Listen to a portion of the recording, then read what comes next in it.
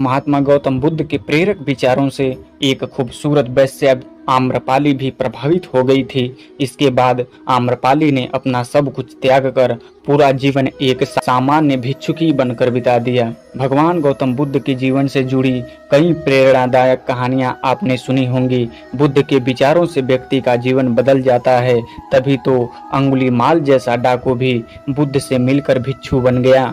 गौतम बुद्ध से जुड़ी एक नहीं बल्कि कई कहानियां हैं, लेकिन भगवान बुद्ध और आम्रपाली की कहानी सबसे ज्यादा प्रचलित है। आम्रपाली, जिसे दुनिया की सबसे खूबसूरत वैश्या कहा जाता था, लेकिन जब आम्रपाली भी बुद्ध से मिली तो उनके विचारों से प्रभावित हो गई। इसके बाद अपनी धन संपत्ति सब कुछ त्याग कर आम्रपाली एक साधारण भिक्षुकी बन गई और संपूर्ण जीवन भिक्षुकी बनकर ही बिता दिया। जानते हैं गौतम बुद्ध और वैश्या आम्रपाली की एक कहानी। इतिहास के पन्ने आपको बिहार के जिला वैशाली के राजाओं और नगर वधु आम्रपाली के किस्सों से भरे मिलेंगे। कहा जाता है कि एक गरीब दंपत्ति को एक आम के पेड़ के नीचे कन्या मिली थी। उसके माता पिता पता नहीं क्यों उसे पेड़ के नीचे रखकर चले गए। दंपत्ति ने लड़की के माता पिता के बारे में बहुत पता लगाया, लेकिन कुछ पता नहीं चला। इसके बाद गरीब दंपत्ति ने ही उस कन्या का लालन पालन किया और उसका नाम आम्रपाली रखा। आम्रपाली बहुत ही रूपवान थी। जब आम्रपाली किशोरावस्था में पहुंची तो पूरे नगर में उसके सौंदर्य की चर्चा होने लगी। इतना ही नहीं, नगर का हर पुरुष उससे विवाह करना चाहता था। आम लोग से लेकर व्यापारी और राजा सभी उसे पाना चाहते थे। ऐसे में आम्रपाली के माता पिता उसे लेकर काफी चिंतित रहते थे, क्योंकि आम्रपाली इनमें से किसी एक साथ भी विवाह कर लेती तो पूरे राज्य में अशांति फैल जाती।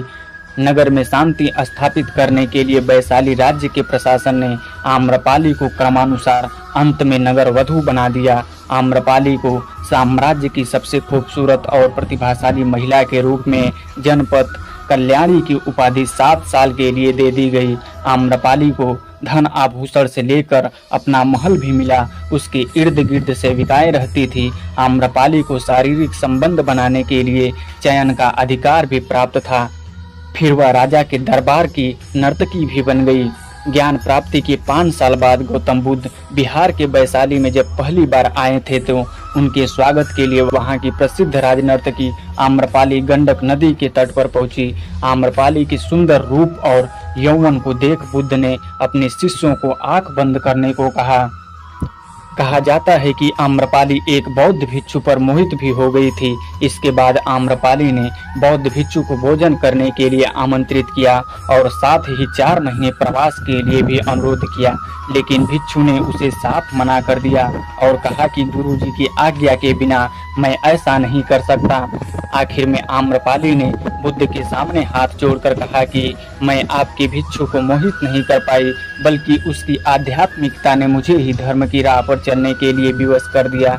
इसके बाद आम्रपाली ने बुद्ध के सामने भिक्षुकी बनने की इच्छा प्रकट की, लेकिन पहले तो बुद्ध ने मना कर दिया, क्योंकि उस समय बौद्ध संघ में स्त्रियों का प्रवेश वर्जित था। हालांकि इस घटना के बाद बुद्ध ने स्त्रियों को बौद्ध संघ में प्रवेश की अनुमति दे दी। फिर आम्रपाली सामान्य बौद्ध भिक्षुकी बन गई और वैशाली नगर के हित के लिए कार्य करने लगी।